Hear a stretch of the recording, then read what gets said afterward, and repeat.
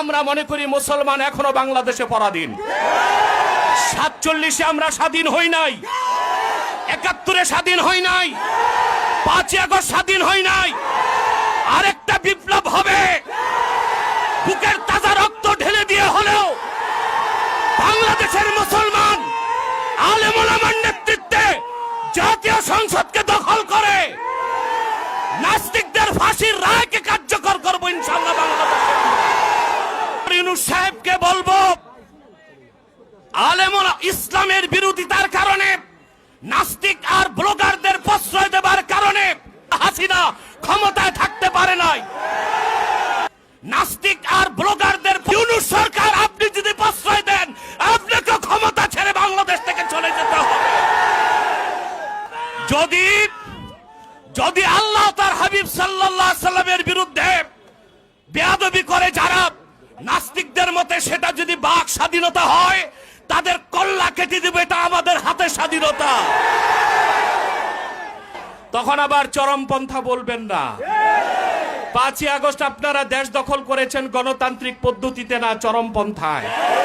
মুসলমানও চরমপন্থায় নামতে বাধ্য হবে। আমাদের কলিজায় রক্তের ক্ষরণ হচ্ছে। সম্মানিত সুদীর্ঘ 15 বছর ফেসিবাদের নায়িকা শেখ হাসিনা বাংলাদেশে আলেম ওলামাকে নির্যাতন করেছে।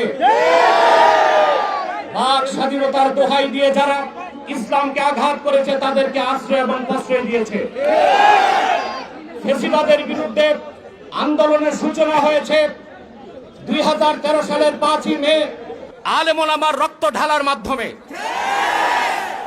সেই হেফাজতের 13 দফা দাবির অন্যতম দাবি ছিল আল্লাহ তার আখিরি নবী মুহাম্মদ সাল্লাল্লাহু আলাইহি ওয়াসাল্লামের আরশচুম্বী সম্মান মর্যাদার বিরুদ্ধে যারা কটূক্তি করবে, তাদেরকে প্রতিরোধ করতে ব্লাসফেমি আইন করার একটা দাবি ছিল। কিন্তু ভারত এবং ইসরায়েলের দালাল এই দেশের মুসলমানদের রক্তে যার হাত রঞ্জিত হয়েছে, শেখ হাসিনা সেই দাবি মেনে নেয় নাই। আমরা ভেবেছিলাম 2024 সালের 5ই আগস্ট বাংলাদেশ স্বাধীন হয়েছে। স্বাধীন হয়েছে সলিমুল্লাহ খানদের মতো নাস্তিকের জন্য, স্বাধীন হয়েছে তসলিমা নাসরিনের উত্তরসূরিদের জন্য। আমরা স্বাধীনতা পাই নাই। যেই বাংলাদেশে আল্লাহ তার হাবিব মুহাম্মদ সাল্লাল্লাহু আলাইহি ওয়াসাল্লামের আরশচুম্বী সম্মান মর্যাদার বিরুদ্ধে বাক স্বাধীনতার দোহাই দিয়ে নাস্তিকরা যখন তখন বেয়াদবি করে, তাদের শাস্তি যদি না হয়, আমরা মনে করি মুসলমান এখনো বাংলাদেশে পরাধীন। 47-এ আমরা স্বাধীন হই নাই, 71-এ স্বাধীন হই নাই, 5ই আগস্ট স্বাধীন হই নাই। আরেকটা বিপ্লব হবে, বুকের তাজা রক্ত ঢেলে দিয়ে হলেও বাংলাদেশের মুসলমান আলেম ওলামার নেতৃত্বে জাতীয় সংসদকে দখল করে নাস্তিকদের ফাঁসির রায়কে কার্যকর করবো ইনশাআল্লাহ। বাংলাদেশে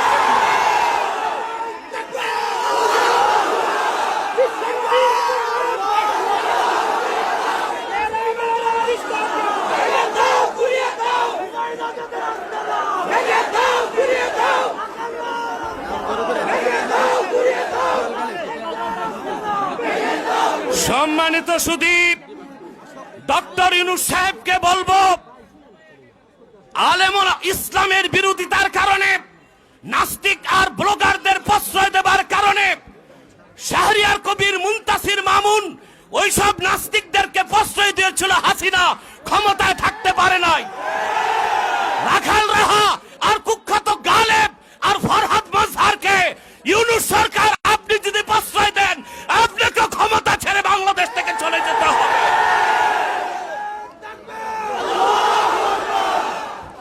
আর মিছিল নয়, এবার শরিয়া আদালতে মুরতাদের শাস্তি, ফাঁসি নিজ হাতে আমরা কার্যকর করব। যদি আল্লাহ তার হাবিব সাল্লাল্লাহু আলাইহি সাল্লামের বিরুদ্ধে বেয়াদবি করে যারা নাস্তিকদের মতে, সেটা যদি বাক স্বাধীনতা হয়, তাদের কল্লা কেটে দিবে, এটা আমাদের হাতে স্বাধীনতা। প্রিয় ভাইরা, আমি বলবো হেফাজতে ইসলামের শীর্ষ নেতৃবৃন্দকে, আপনাদের যাত্রা হয়েছে শহীদি কাফেলার মাধ্যমে। আপনারা চূড়ান্ত প্রস্তুতি দিতে হবে। কুখ্যাত রাখাল রাহা গালেবকে গ্রেফতার করে ফাঁসি কাস্টে ঝুলাতে হবে। তাসলিমার কোন বই বাংলাদেশে চলবে না। কোরআন ও সুন্নাহ বিরোধী আল্লাহ তার আখিরি নবী মুহাম্মদ সাল্লাল্লাহু আলাইহি সাল্লামের আরশচুম্বী সম্মান মর্যাদার বিরুদ্ধে যেই কথা বলবে, বাক স্বাধীনতার দোহাই দিয়ে আমরা আমাদের হাতের স্বাধীনতা চালু করে দিব।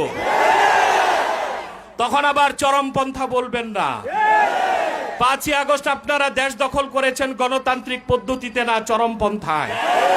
মুসলমানও চরমপন্থায় নামতে বাধ্য হবে।